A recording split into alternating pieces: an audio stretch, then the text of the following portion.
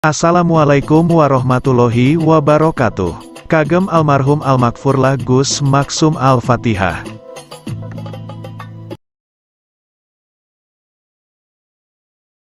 Surat Sakti Gus Maksum Lirboyo kepada pemabuk berat yang sering ke lokalisasi.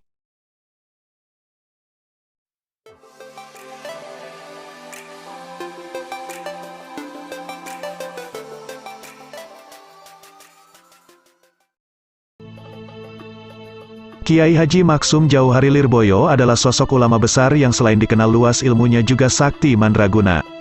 Sosok Gus Maksum, panggilan akrabnya, adalah kiai yang ramah dan berkepribadian unik. Dalam kesehariannya, ulama yang dikenal sebagai guru besar pagar Nusa ini selalu memiliki gaya berpenampilan yang menarik. Berambut gondrong, berpakaian seadanya dan selalu bersandal bakiak. Sehari-harinya selain mengaji dengan para santri, Gus Maksum juga gemar olah bela diri, pencak silat, tekun dalam mengasah kemampuan seni kanuragan dan fisik.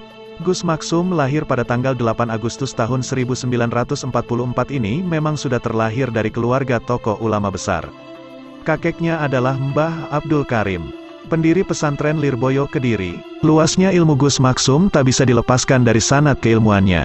Para gurunya adalah Kiai Jamaluddin Batokan, Kiai Muhammad Batokan, Mbah Jipang, istilah ngaji gampang.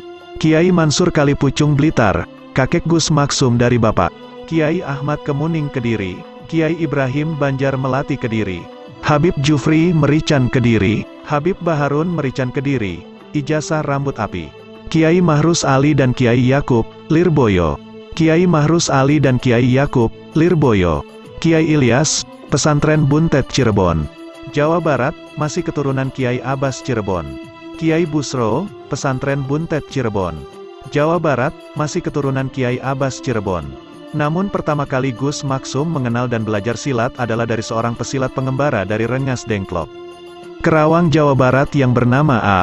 Fatoni. Pada usia yang masih cukup muda, Gus Maksum sudah memiliki keistimewaan dalam kehidupan sehari-harinya.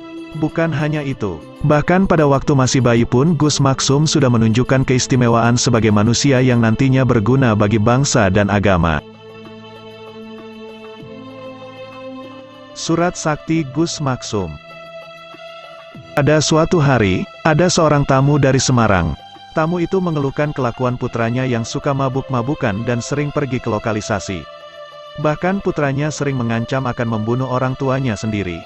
Dia sangat bersedih, bingung, tak tahu harus bagaimana, karena sudah tak tahan melihat kelakuan putranya itu. Ia pergi ke Kediri untuk sowan kepada Gus Maksum di pesantren Lirboyo. Ia sangat berharap mendapatkan obat untuk kesembuhan perilaku anaknya.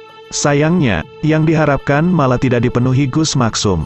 Karena Gus Maksum hanya membuatkan sepucuk surat untuk dibawa pulang agar dibacakan kepada anaknya. Walaupun orang tua itu bingung karena obat yang diharapkannya tidak diberi, ia tetap melakukan apa yang diperintahkan Gus Maksum dengan menyampaikan surat itu kepada anaknya.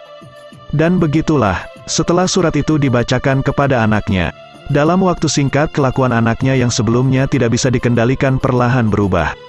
Singkatnya kelakuan anak itu tidak lagi nakal seperti dulu. Orang itu akhirnya sangat bersyukur kepada Allah atas surat saksi Gus Maksum itu. Anaknya bisa meninggalkan perilaku buruk yang sangat membahayakan hidupnya. Itulah salah satu karomah Gus Maksum Lirboyo. Walaupun dikenal kiai yang sakti, tapi hidupnya diabdikan untuk kemaslahatan umat. Setiap hari Gus Maksum selalu mengaji dan melayani masyarakat luas.